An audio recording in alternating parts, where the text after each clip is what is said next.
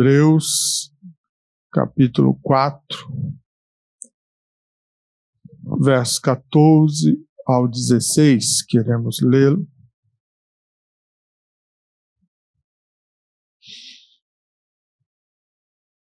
Acharam?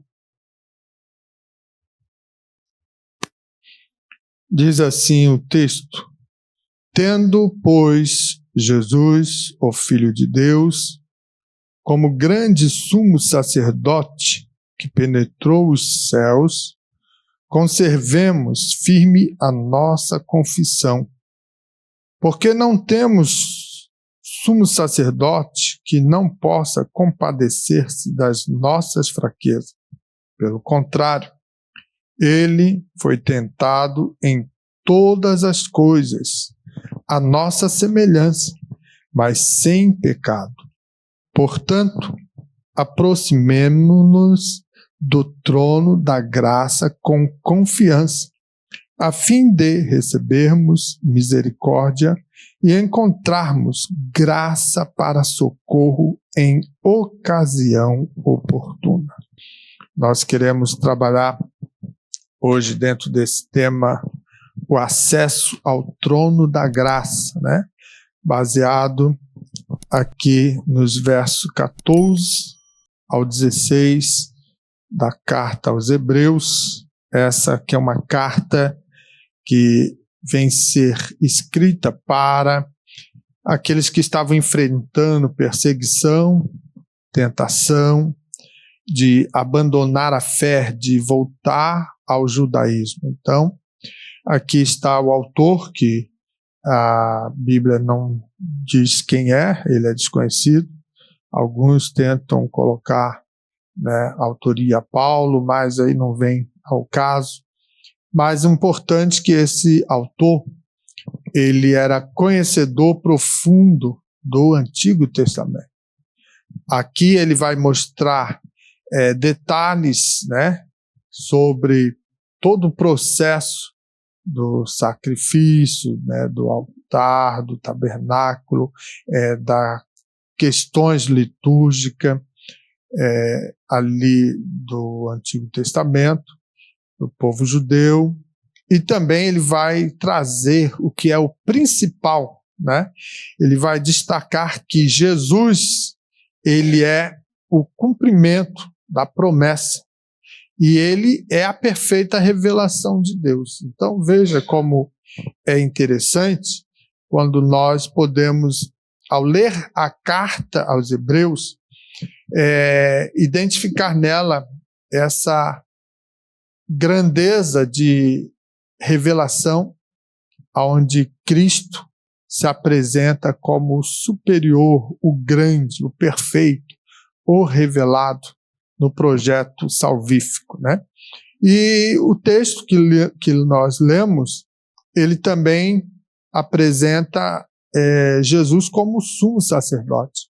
Então, o papel do sumo sacerdote, ele era muito importante dentro da cultura religiosa judaica, e aqui então Cristo, ele exerce esse papel fundamental, e ele também não só, a diferença é essa, ele não só apenas oferece sacrifício, mas ele te dá e te garante acesso direto à presença do Pai. Então, olha como isso é importante. Nós compreender que Cristo veio para fazer algo sublime, né? Grandioso. E hoje nós temos a liberdade de ter e de estar na presença do Senhor. Então veja que no Antigo Testamento, o sumo sacerdote, ele tinha, não por hábito, mas por permissão de Deus, a oportunidade de entrar uma única vez ao ano no lugar mais sagrado, mais santo, né? Que a gente chama o Santo dos Santos, aonde estava ali a arca, onde estava a presença real, verdadeira de Deus. Então, o sumo sacerdote era o único que poderia entrar ali, né, para oferecer a Deus, né, e a propiciação, né, a expiação deles, né, do pecado do povo. O nosso Jesus levou na cruz. E veja que é interessante como Deus ele é bondoso, longânimo, e ele orienta a Moisés, lá em Levítico, capítulo 16, verso 2, ele diz assim, diga a Arão, seu irmão, que não entre a todo tempo no santuário, atrás do véu, diante do propiciatório que está sobre a arca, para que não morra.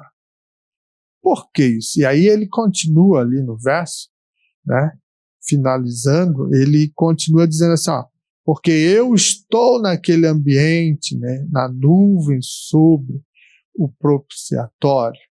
Então, é interessante o destaque disso, quando nós podemos ver que a santidade de Deus é tão grande, tão perfeita, que ele orienta para que o mortal, aquele que tem seus erros, suas falhas, não fique, né, entrando assim, sem realmente estar preparado na presença dele, porque pode morrer.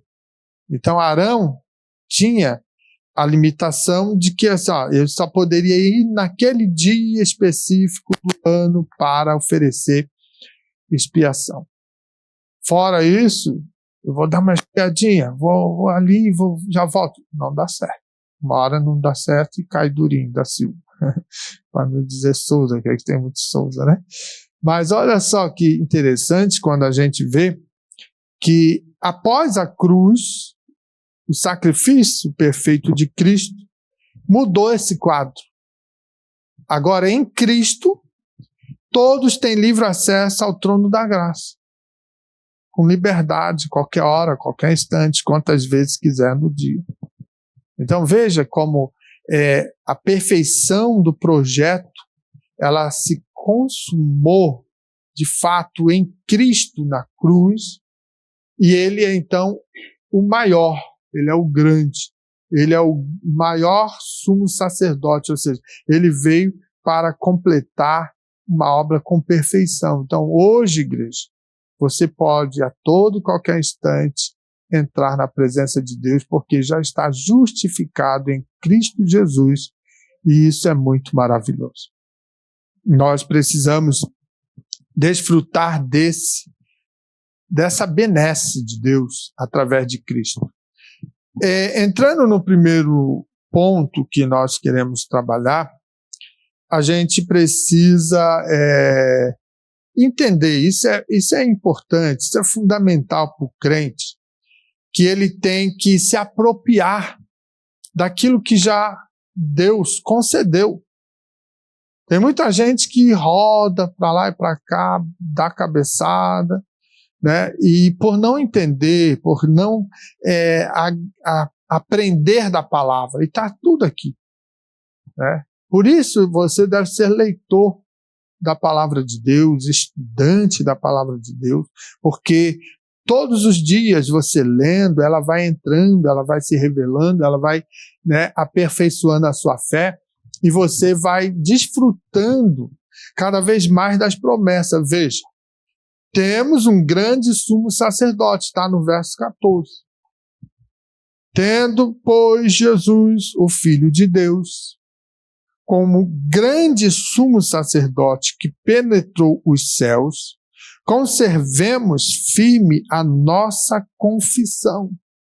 Então, veja, essa recomendação do autor à carta aos Hebreus, ela nos dá a garantia de nós desfrutarmos do melhor, daquilo que já a nós está garantido, porque ele penetrou nos céus, ele foi na presença do Altíssimo, Isso vai trazendo uma segurança, uma garantia para o cristão para continuar firme.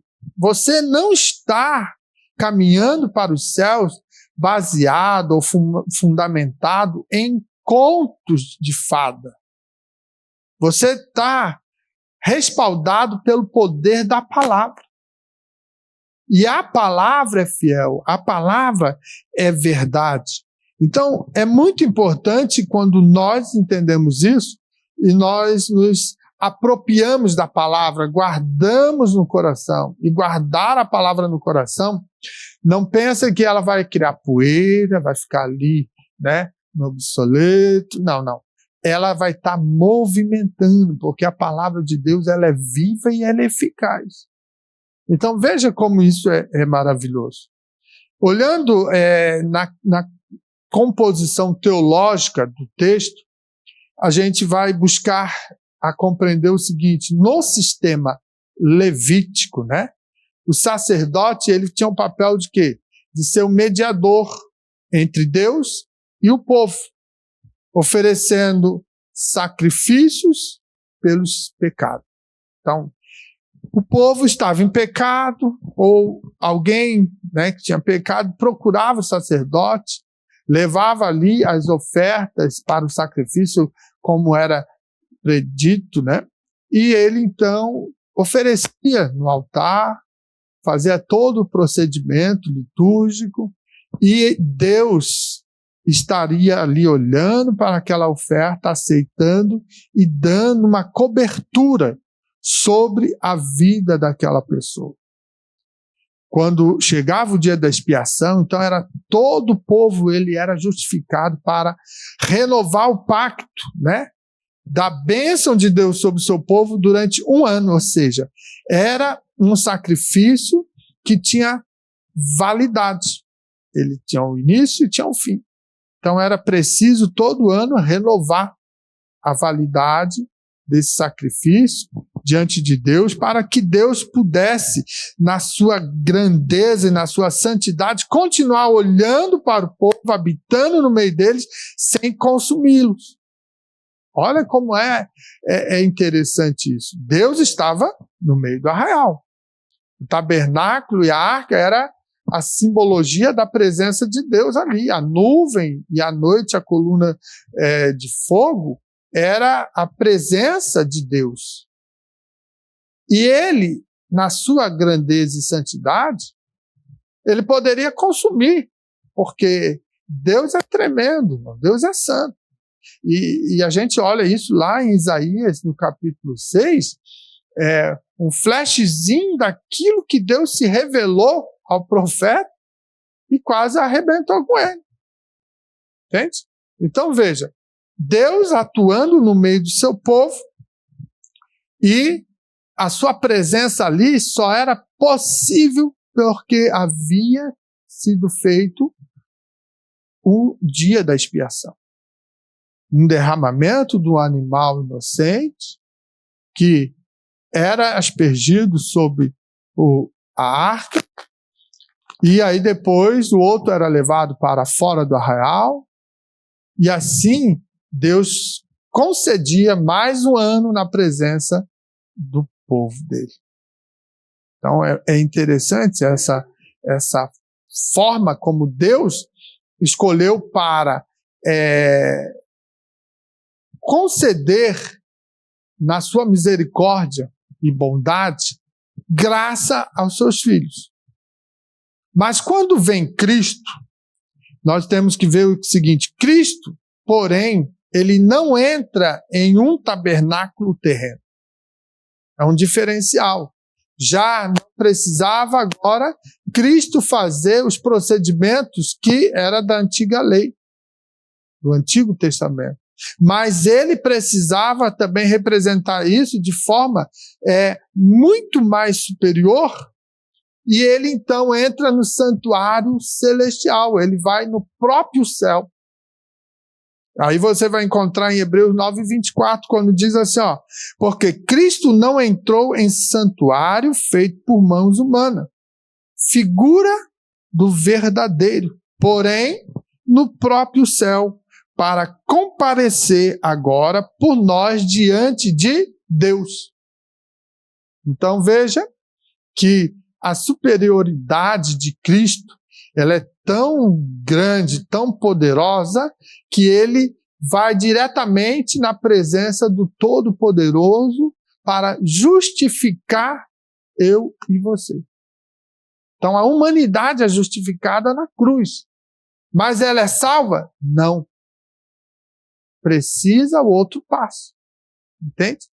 Quando a gente fala, às vezes, né, se usa muito o termo da justificação, às vezes a pessoa fala, já fui justificado com a morte de Cristo, a ressurreição, ele entrou no santuário celestial, já está tudo bem. Não. Todo aquele que confessar que Cristo é o Senhor, esse será salvo. João 3,16 é o texto áureo bíblico, ele vai expor essa grandeza do amor de Deus quando ele vai dizer que Deus, amando o mundo de tal maneira, doa, né, concede o seu Filho único para que todo aquele que crê, olha o detalhe, para todo aquele que crê. Então é preciso crer, não só ser justificado.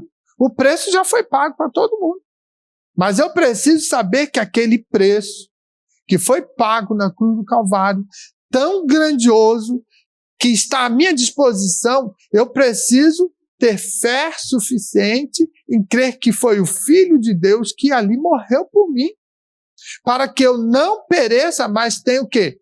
A promessa da vida eterna.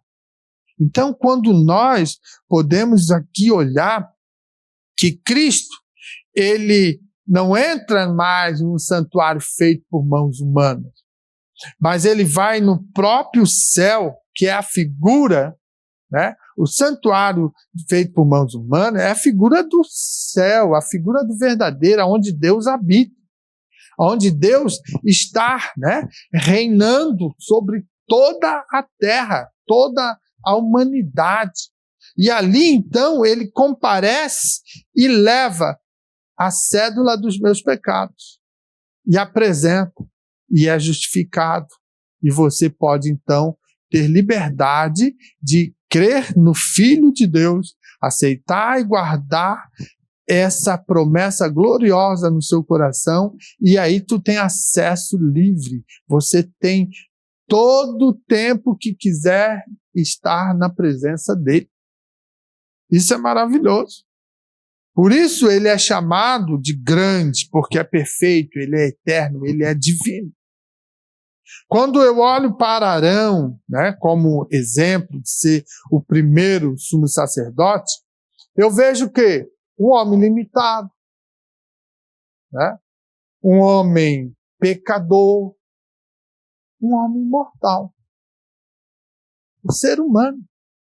A expressão do ser humano, limitado, pecador, mortal. Mas quando eu olho para Cristo, o sumo sacerdote, que é ao contrário, ele é sem pecado. E Hebreus 7,26 vai confessar isso dizendo: com efeito nos convinha um sumo sacerdote como este, santo, inculpável, sem mácula, separado dos pecadores e feito mais alto do que os céus. Olha essa confissão que o autor, a carta aos Hebreus, ele traz com propriedade, enaltecendo quem? Jesus, o Cristo. Mostrando que ele tem o ofício aqui de sumo sacerdote para ofertar ofertas maravilhosas, suficientes ao grande e poderoso Deus, o Pai. Ele, Cristo, se concede como oferta. Ele é o verdadeiro Cordeiro. Ele é o sacrifício perfeito. Então, assim, não precisa mais nenhum outro tipo de derramamento de sangue, não precisa mais nenhuma outra prática, né? Para aparelhar, quem sabe, eu preciso colocar esse penduricalhozinho aqui junto para completar a salvação. Não. Paulo, ele bateu muito de frente no primeiro século ali, né? Quando a igreja está se estruturando, porque os judaizantes, né? A gente estudou isso aí no BD desse trimestre, eles se converteram. Eram judeus, alguns fariseus, e eles vêm para agregar na igreja primitiva, só que eles não querem se desfazer do quê? Dos dias sagrados. Eles não querem se desfazer dos preceitos da lei. E aí eles começam a inserir, né, no meio da igreja umas ideias assim, é muito bom ser salvo, é muito bom as boas novas, Jesus morreu, ressuscitou, mas para consumar e ser mais perfeito a salvação, faz a circuncisão. Guarda, né, os dias santos. Observa a lei. Ou seja, eles não conseguiam se desprender e queriam inserir como algo mais na graça que foi revelado. E aí Paulo combateu ferrenhamente isso, mostrando que não era necessário mais isso. Cristo era a perfeição. Então, irmãos, olha, quando nós olhamos para essa grandeza e entendemos que temos um sumo sacerdote, isso nos remete a pensar assim, eu tenho um sumo sacerdote, você tem um sumo sacerdote. É algo exclusivo, né? Algo singular, a nossa fé, a nossa crença. Então, isso é muito importante. E veja, quando as pressões da vida vêm te desafiar, quando a nossa fé ela é abalada, então nós devemos lembrar que Jesus é o maior. Nós devemos lembrar que Ele é maravilhoso, Ele é verdadeiro e de qualquer maneira que possa ser o problema que você venha enfrentar, Ele vai garantir que a sua confissão de fé vai ser segura, vai ser sustentável e você vai ter vitória. Então, isso é importante.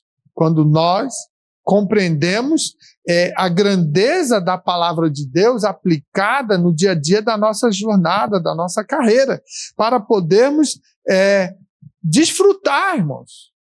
Existem coisas, eu gosto de usar esse exemplo, que nós não precisamos morrer para desfrutar já o início da vida eterna, não.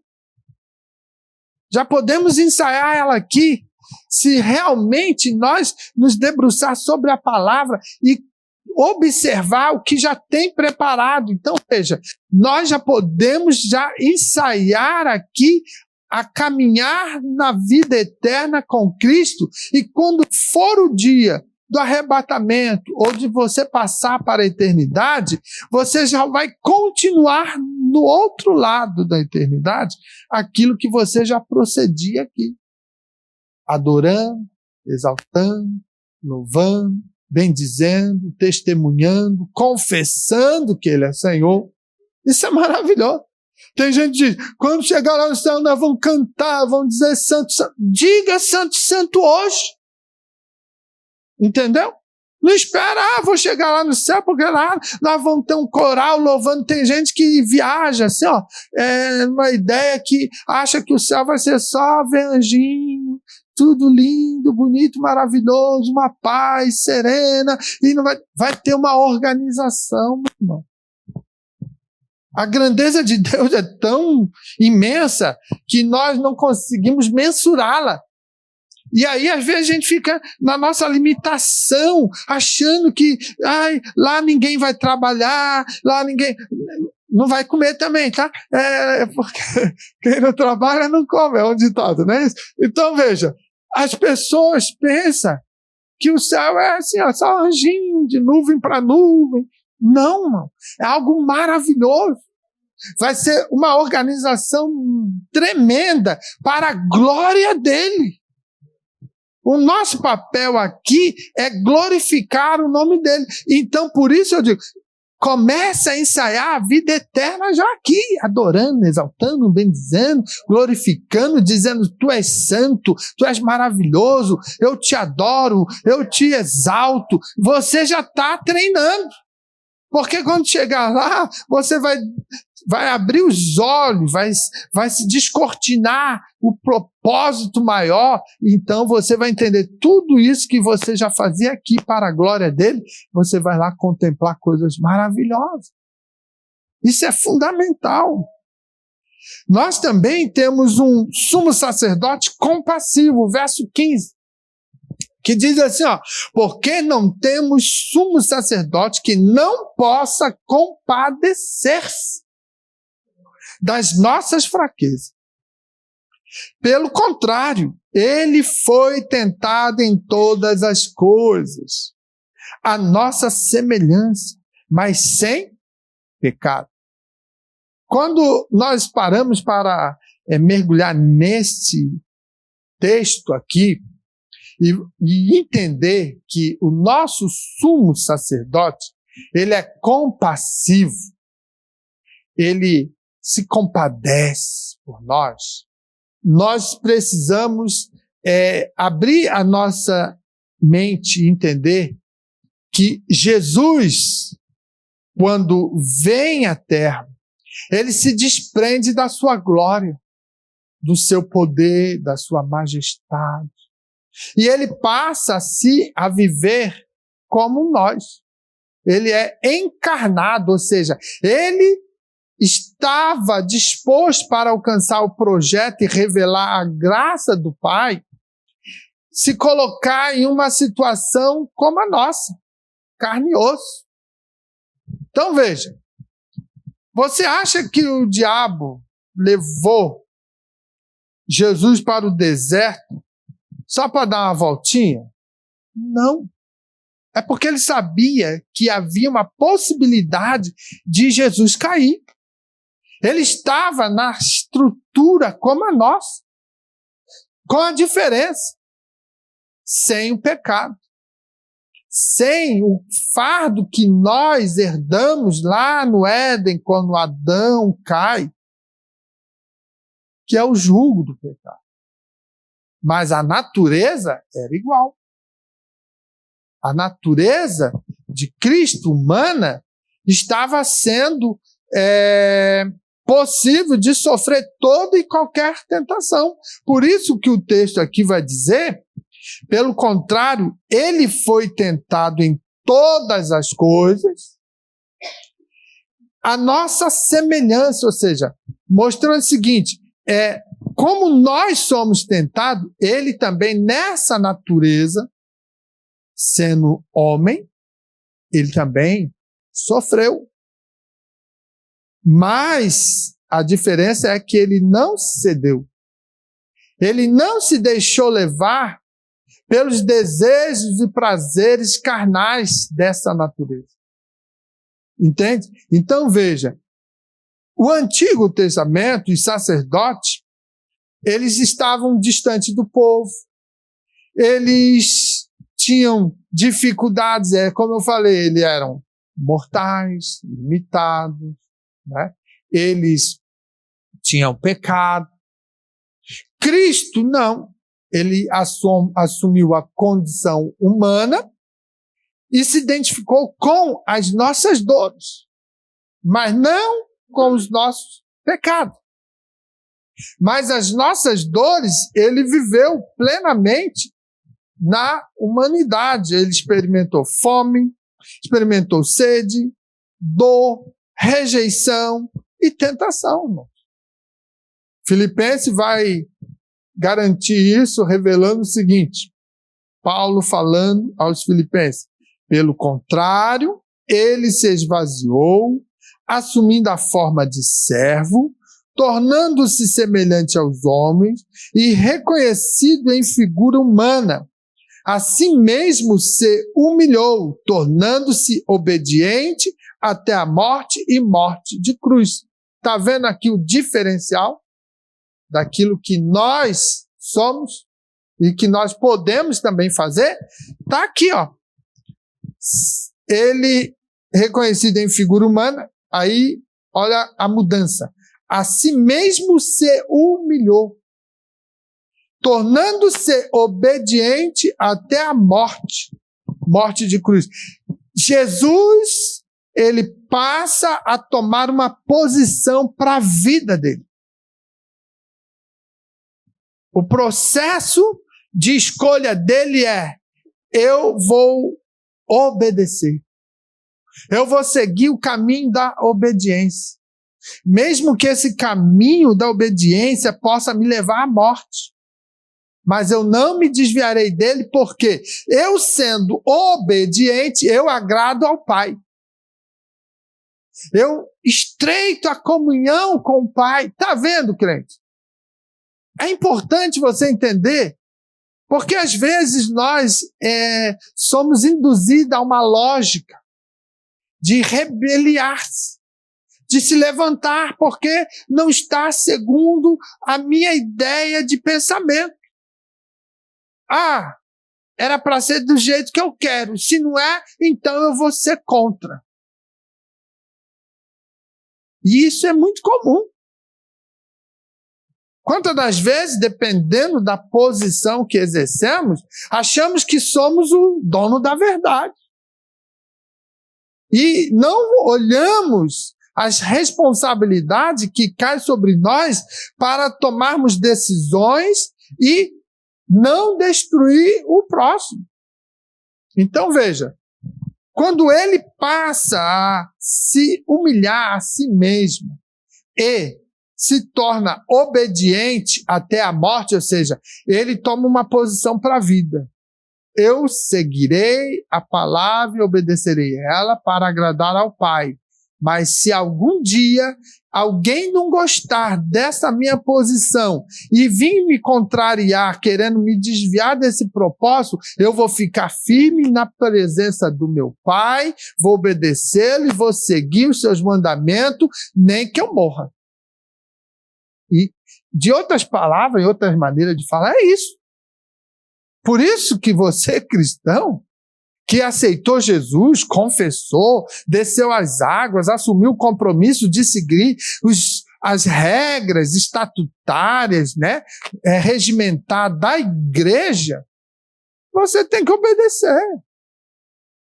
Porque o dia que você aceitou e estava disposto a seguir os mandamentos da palavra de Deus, confessasse isso publicamente, e de repente você já não quer mais, você está sendo rebelde. Essa é a realidade. Está se rebelando contra a palavra. Ah, mas o estatuto e regimento, isso é feito por homens. É feito para a organização. Para que haja um cuidado. Senão vira bagunça. Existem leis para quê? Para organizar a sociedade. Entende, irmão? Então veja. Ah, eu só obedeço a palavra. Eu já ouvi isso. Eu só obedeço a palavra. Está errado. Porque Deus constituiu líderes sobre você para conduzir, para interceder, para clamar. E você está dizendo que obedece a palavra quando o teu pastor diz não faz assim, porque isso traz um problema, um escândalo, isso, aquilo, e você simplesmente ignora. Está vendo como que a gente às vezes falha? Então, Jesus ele fez a opção, eu vou obedecer, nem que isso me leve à morte. E levou à morte de cruz. Por quê? Porque ele não ia negar o Pai. Ele não ia negar a sua chamada. Ele não ia, de repente, viver segundo as conveniências para poder estar bem com todo mundo. Não. Ele sofreu fome, dor, rejeição. Ele sofreu perseguição. Entendeu? Só que ele venceu. Então, quando nós olhamos, como eu falei, o diabo leva Jesus para o deserto para tentá-lo, porque ele sabia que se ele derruba Jesus, ele teria vencido. Ah, pastor, mas Jesus poderia ser vencido? Poderia, se ele caísse na tentação e cedesse a. Seria um trágico. Pensa, o primeiro Adão caiu, não venceu. Agora o segundo Adão, que é Jesus, cai de novo. Tem que fazer, irmão, uma conexão. Você precisa entender assim, por que tem Gênesis? Por que está escrito a origem de tudo? Para que você veja a humanidade sofrendo no seu ciclo, né? Tendo seus problemas, suas crises, suas dificuldades, pelo fato de um homem desobedecer. Então veja que céu é para obediente. Céu, para alcançar lá, precisa entrar pelo caminho da obediência. Não adianta, eu vou porque eu sou bom, porque eu sou melhor. Não existe isso. É muito simples, o evangelho é crer, confessar e seguir a palavra. Obedecer a palavra. Você vai direitinho na porta do céu. Mas as pessoas não querem. Aí repete Adão, que caiu por não guardar a palavra, por não obedecer a palavra. Aí Jesus é agora tentado novamente aqui, ó. Eu trago a esfera da realidade daquele momento. Jesus está sendo tentado, não agora por uma serpente que veio, né, de forma assim sutil, com a sutileza lá no Éden. Não, agora ele vem pelo enganador, pelo diabo. E ele está agora diante daquele que vem fazer todas as propostas. Tudo que você pensar de tentação que poderia ser ofertado, a Bíblia destaca essas 3 ali. Mas são 40 dias, irmão, 40 noites. Tu acha que o diabo perdia tempo? Ele nem dormia. Né? A gente às vezes usa essa terminologia que Deus vai dormir, que o diabo está dormindo, cochilou. Não existe isso, não. Eles são eternos, 24 horas cuidando de ti, tentando te arrebentar. O crente precisa entender disso, é uma luta constante. Jesus estava ali, né, em oração, em jejum, em comunhão, firme, porque ele sabia que não é fácil a coisa. Ele está despojado da glória. Irmão, é muito sério. Mas Deus faz isso para que o homem possa ver. Homem, você pode vencer. Porque o meu filho, na forma humana, ele venceu. Eu quero mostrar para você, humanidade, que lá no princípio era para Adão vencer. Mas ele caiu. Mas agora o segundo Adão está aí, ó, sendo tentado, sendo injuriado, sendo perseguido, sendo rejeitado, sofrendo fome, dor. Mas ele resolveu definir na sua vida: eu vou obedecer o Pai. Eu vou obedecer a palavra. Então, quando ele passa a viver essa maneira de vida, de obediência, mesmo sabendo dos riscos que ele correria, ele foi vencedor. Então, quando eu olho para Jesus, que foi tentado e venceu, e com o poder da palavra, viu? Ele não correu atrás do diabo, ele não deu uma vassourada, ele não jogou pedra, ele não fez um escândalo, não. Pelo poder da palavra. Ele só usou a palavra. Por isso, nós, cristãos, temos que estar atentos à palavra. Porque a sutileza do inimigo, ela é tremenda. Ela vem de maneira, às vezes, assim, bem disfarçadinha, que a gente parece até que é. Acho que é de Deus, porque falou a palavra. Ele usou a palavra para tentar derrubar Cristo.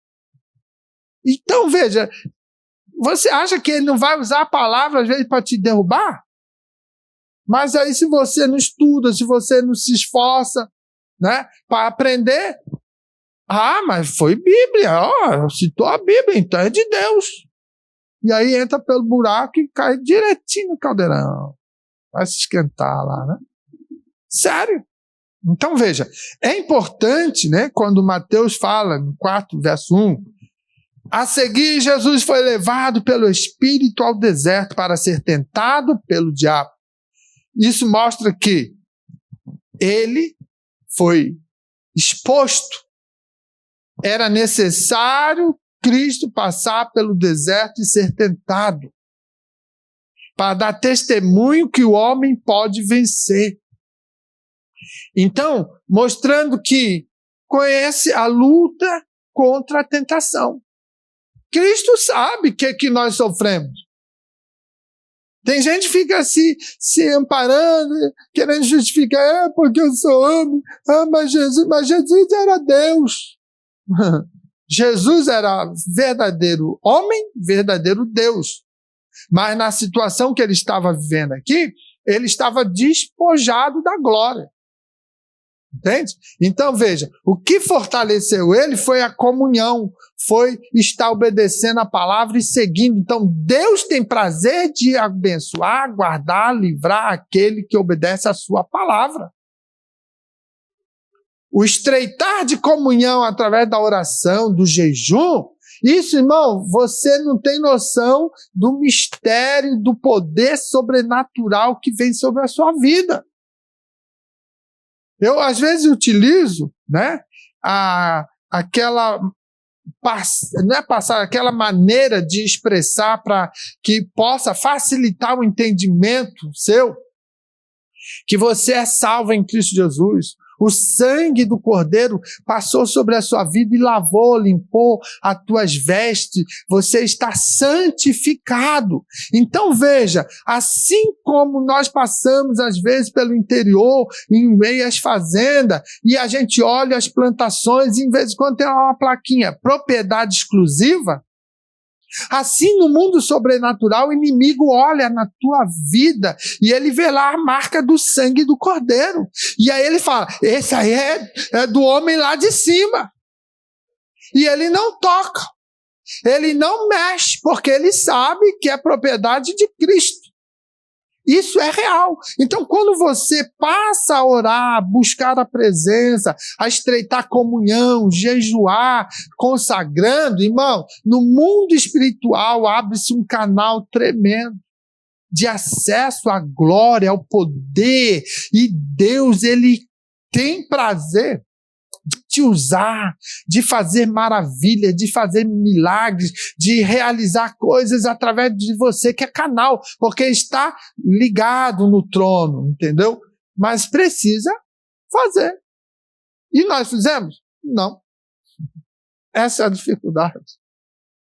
Oh, aquele docinho, ai, aquele salgadinho bem gostosinho, aquele pão quente com margarina, ai meu Deus, aquele cafezinho. E a gente vai fazendo, e aí o tempo passa, a barriga encha, e aí, já viu, né? E nada de jejum, nada de oração, e depois nós queremos poder. Aí como nós expressamos poder? Aí vai uma crítica agora. Pentecostal, então tem que ter barulho. Aí o culto que não tem um movimento, aí não teve graça, não tem poder de Deus. Não teve porque você não paga teu preço, porque não vive uma santidade e não vê o poder. Aí nós temos que ensaiar aqui, incentivar e fazer. Pula aí, crente, e faz assim, faz assado, e dá glória mais alto. E fica fazendo esse procedimento que não precisa. Porque se nós vivêssemos realmente a palavra, é motivo de dar glória a Deus na rua, na estrada, em qualquer lugar. Por quê? Porque você está vendo, a palavra é viva, ela é eficaz, ela movimenta, ela tem dinâmica, e você tem que estar na presença. Então a gente vê, né? Hoje na internet você vê tudo isso, tem cada baboseira, tem cada meninice, tem tanta mistura, e diz que é poder de Deus. Não tem nada de Deus. O inimigo está dançando e fazendo festa dentro das igrejas. Porque o povo não quer mais orar, o povo não quer mais buscar, o povo não quer mais obedecer, o povo está esfriado da palavra e do poder de Deus, da graça de Deus. Então, se espera pelo púlpito, o púlpito tem que movimentar a multidão, irmão, está errado. Tem que começar daí, tem que começar daqui, ó. Tem que haver uma harmonia, uma sintonia da glória, mas só vai ter glória quem é santo. Entendeu? Então, se nós realmente não entendermos isso, que cabe a nós para viver a palavra, nós não vamos ver nada, mano. Vamos ficar no saudosismo, no tempo passado. Tinha batismo com o Espírito Santo na escola bíblica dominical. No tempo passado, demoniado caía. Hoje o demoniado nem cai mais dentro da igreja. E quando cai, tem crente que passa de lado. Deixa aí, eu não tenho condição. É a realidade. Infelizmente. Não adianta a gente ficar aqui pintando, né, a placa da nossa igreja como é a melhor, é isso, e não viver a realidade que está acontecendo nas igrejas. Esfriamento. A palavra diz, nos últimos dias, né, vai haver um esfriamento, né, o amor se esfriará, a iniquidade multiplicará. Isso não é lá no mundo só, não. É dentro das igrejas também. É terrível. Só que essa mensagem não dá ibope. Essa mensagem não enche igreja, lógico. Porque ninguém mais quer obedecer. Ninguém mais quer se humilhar. Jesus escolheu, eu vou me humilhar, eu vou conceder que eu desça, eu me humilhe e vou obedecer, nem que eu morra. Entendeu? Às vezes são mensagens que é para pregar em congresso. Mas ninguém quer pregar aí porque não volta mais. E nós, né, só batemos palma porque quando o pregador sai correndo no corredor, quando ele derrama, às vezes, óleo nos outros, sujando a roupa de todo mundo, né, fazendo brincadeiras e fazendo um crente de bobo, vem aqui, enfeita aqui e encena fulano. Não precisa. Irmãos, nós estamos deixando virar uma bagunça. Entendeu? Quando alguém vem com conversa fiada, você vai ser tal fulano, e você tal, e vamos fazer aqui um teatrinho, não precisa não. Mas isso é modinha já. É modinha. Entendeu? Para quê? Para passar o tempo, para movimentar a emoção. A emoção tem que ser movida pelo poder da palavra e da unção do pregador e a graça de Deus na igreja. Aí resolve. Então, é complicado. Eu sou muito chato com isso. Escuto tantas asneiras às vezes sendo pregado aqui. E hoje eu nem posso mais corrigir porque tadinho vai se desviar. Não sei o quê. Irmãos, por favor, se nós conseguirmos entender o propósito da palavra e aquilo que Cristo viveu, e se nós pudermos buscar e tentar viver um pouquinho semelhante a Ele, você já vai ver um grande diferencial. Entende? Então veja, Ele não era um sacerdote frio, Jesus não estava distante do povo, mas Ele era compassivo. Ele era amoroso, né? Ele entendia quando o homem cai, quando o homem sofre, né? O dano da vida, as adversidades. Então, o que acontecia? Ele ia lá fortalecer, porque ele passou por isso. Ele ia lá consolar, né? Quando nós estávamos feridos, ele nos consola. Ele nos sustenta, ele nos fortalece. Então, veja, numa sociedade que hoje é marcada pela indiferença, ter um Salvador que se sente como nós, como a gente, como o povão, é dar glória. É dizer que ele é maravilhoso. é dizer que ele é santo. Então, veja, você tem um sumo sacerdote compassivo, que se importa com você, se compadece por você. Ele sabe que você, às vezes, vai ter dores. Você vai ter momentos de frustrações e rejeições. Você vai ter momentos de crise, ele sabe. Mas ele também deixou um legado. E exemplos tão maravilhosos para dizer assim, ó, eu passei por isso e eu venci, então vença. Não fica esperando, né? Vou esperar pelo meu irmão lá, que ele é melhorzinho na oração do que eu. Vai orar, crente! O irmão ora por mim. Vai você orar. Vai você ter experiência. Você ter experiência com Deus, você vai testemunhar daquilo que você vive, daquilo que ocorreu com você. Não é porque o meu irmão, ele é muito de orar de madrugada dentro e Deus faz um monte de coisa através dele. Ele é uma bênção. Seja você uma bênção para as pessoas olhar e falar, ali vai um homem de Deus, ali vai uma mulher de Deus, ali vai um jovem, ali vai uma criança, entendeu? Nós temos que buscar as nossas experiências para compartilhar daquilo que realmente é possível viver. Por quê? Existe um sumo sacerdote compassivo, que se compadece, que passou pelo que você passa. E ele te entende e ele te dá graça. E aí, para fechar, nós vamos entrar, né, dentro do aspecto da liberdade. Por quê? Porque nós temos livre acesso ao trono da graça. Olha só. No início a gente trabalhou a ideia do exemplo lá do tabernáculo, né, que tinha as divisões dele, tinha o ambiente santo dos santos. Não podia entrar. Tinha restrições. Mas quando nós lemos Hebreus 4,16, olha como que o autor ele vai ampliando e nos revelando a graça. A graça é fantástica.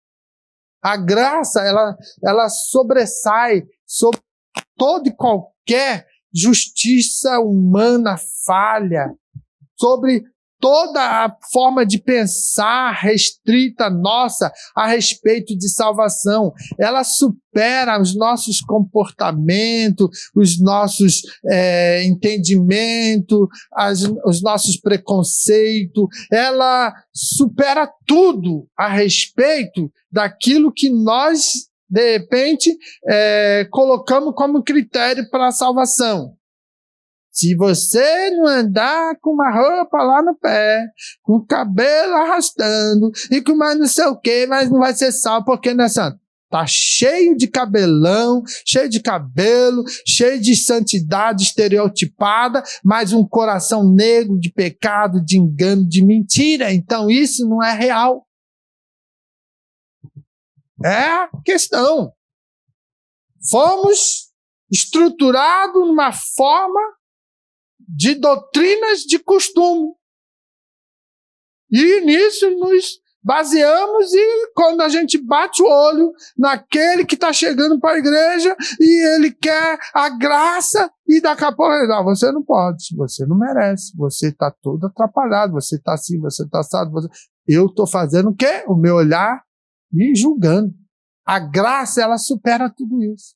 A graça, ela olhou para o ladrão da cruz e disse, eu sei que você é um mau elemento, eu sei que você merecia tudo isso aí que você está vivendo, mas eu também estou vendo você se quebrar, você se constranger diante da situação, do cenário, e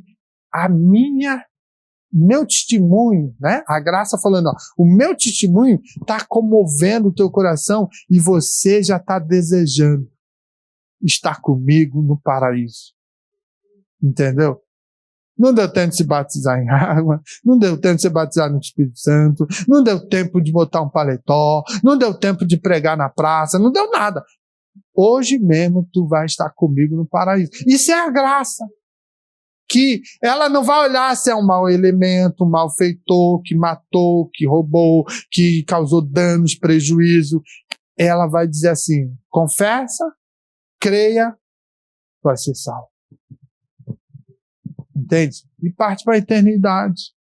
Então veja, quando Hebreus 4,16 fala assim, ó, portanto, aproximemo-nos do trono da graça com confiança,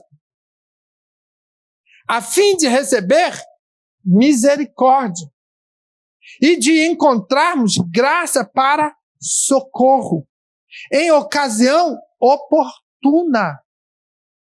Ele vai fechar o capítulo 4 de Hebreus com essa maravilha, mostrando que o acesso ao trono da graça é para todo aquele que crê, todo aquele que invocar o nome do Senhor, esse será salvo. Todo aquele que se colocar à disposição, reconhecendo: sou um falho, miserável, um pecador, mas eu sei que tu és o Senhor e que tu pode alcançar-me e que pode perdoar meus pecados e que pode me dar força e me ajudar, porque eu preciso de ti. E o crente salvo em Jesus Cristo, que passa suas adversidades, suas fraquezas, suas crises, quando está nesse momento, ele fala: existe um trono que não é mais de julgar, não é um trono de juízo, mas é um trono de misericórdia, é um trono a qual eu posso ir com confiança, porque eu já tenho um falar com ele, eu já tenho uma caminhada com ele, eu já tenho, estou entronizado, eu sou dele, ele é meu, ou seja, nós já temos uma identidade, eu já estou caminhando para os céus, eu já estou esperando o toque da trombeta, então eu estou em crise, eu estou sentindo, eu estou sofrendo, mas eu vou lá e vou dizer: papai, me ajuda, abre a porta, me abençoa, e sabe o que vai acontecer? Ele vai falar: filho meu, eu vou te dar graça, eu vou te ajudar, eu vou te fortalecer, eu vou te estruturar, porque a minha graça é infinita, a minha misericórdia é a causa de você não ser consumido. Nós temos isso. Nós temos essa liberdade. Então, quando Mateus ele escreve que o véu do santuário se rasga, né, em duas partes, lá do alto a baixo, a terra treme e fenderam-se as rochas, ele está descrevendo o seguinte: Pai, a ti entrego o meu espírito. Está consumado, ou seja, o projeto glorioso aconteceu. O que era para acontecer lá em Gênesis, dar uma eternidade a toda a humanidade, debaixo de uma santidade, de um processo abençoador, não deu. Mas eu agora, Pai, estou consumando um projeto maravilhoso. A graça está conquistando sucesso, resultado, ou seja, rasga esse véu aí, porque não tem mais sentido de separação. O sumo sacerdote era o único homem que podia entrar lá um dia do ano. Pai, rasga isso aí, rasga. Vamos fazer um acesso aberto.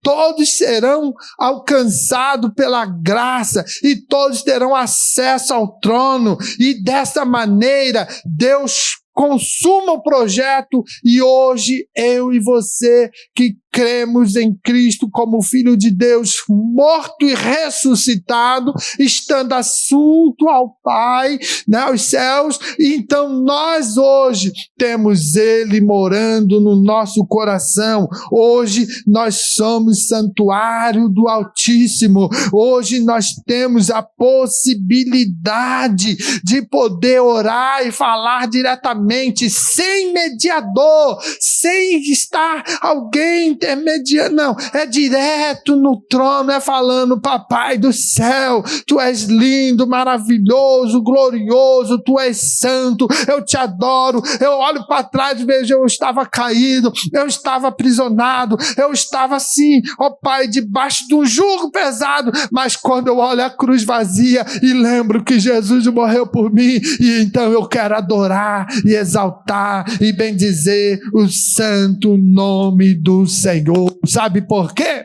Porque hoje você tem acesso ao trono da graça. Isso é maravilhoso. Quando nós, às vezes, começamos a pensar nessa bondade, nessa misericórdia, nessa graça que o Pai nos concedeu, irmão, dá vontade da glória. Ah, mas está no meio do caminho, não importa, ninguém vai entender mesmo. É você e Deus, a ligação está ali, ó. É maravilhoso. Por isso, às vezes, a gente está aqui na igreja animado, né? E fala, irmão, dá glória também, porque eu quero dar glória. Então, dá glória também. Eu te entendo, às vezes, alguns aqui que chegam eufóricos. E tá, se estiver vivendo essa plenitude, amém. Não está forçando, mas está expressando. É tão bom quando a gente fala algo maravilhoso assim e vai vendo que as pessoas vão sendo contagiadas e daqui a pouco um vai derramando lágrima, o outro vai falando mistério com Deus, o outro vai dando um aleluia meio tímido, porque hoje o aleluia é tímido, né? A gente às vezes, né, está numa situação, o irmão do lado não gosta de dar um glória, então eu vou ficar intimidado, não vou dar. Dá glória, crente! Tu está na casa do Pai. Não espera alguém virar aí, né? A chave aí para você dar. Não, você tem toda a liberdade de estar aqui e dizer glórias ao nosso Deus. Aleluia, louvado seja o nome do Senhor. Por quê? Você sabe de onde Ele te tirou. Você sabe como Ele te arrancou com mão forte. Então tem que dar mesmo glória. E quando dá um glória alto lá atrás, não fica olhando para trás, não. Seja contagiado pelo poder do glória do irmão e também transmite essa glória. Mas tem crente que olha e fala, o que aconteceu? Para, crente, dá glória. Entende? Então é maravilhoso. Ah, Pedro, eu gosto da glória no chuveiro. Dê glória no chuveiro. Ah, eu gosto de dormir dando glória. Durma dando glória. Importante é reconhecer, viver essa graça revelada que foi fantástica para a nossa vida. Isso é viver já o início, é o palmilhar na estrada da vida eterna, na eternidade. Porque quando chegar lá e você falar assim, agora eu vou dar glória, tem muita gente já dando glória, você vai ficar lá no fim da fila, se for o caso, para começar a dar glória. Começa a dar glória hoje, começa a dizer, Pai, Tu és santo, Tu és maravilhoso, Tu és adorado, exaltado, bendito. Por quê? Porque você, meu filho, você tem acesso livre ao trono da graça. Cheguemos, pois, com confiança. É o texto, né? Para que você tenha acesso, né, a alcançar misericórdia, achar graça e ser ajudado em tempo oportuno. O salmista, no Salmo 103, diz, bendize, ó minha alma, ao Senhor. E ele faz uma recomendação. Quando ele repete, né, olha, alma, não te esqueça de nenhum dos benefícios. Então, seja grata. Bendiga ao Senhor. Entende? Então, quando você entende isso, e você acorda de manhã, botou o pezão no chão, e fala, eu estou vivo, glória a Deus. Vai para o trabalho, chega sem ter problema nenhum, glória a Deus.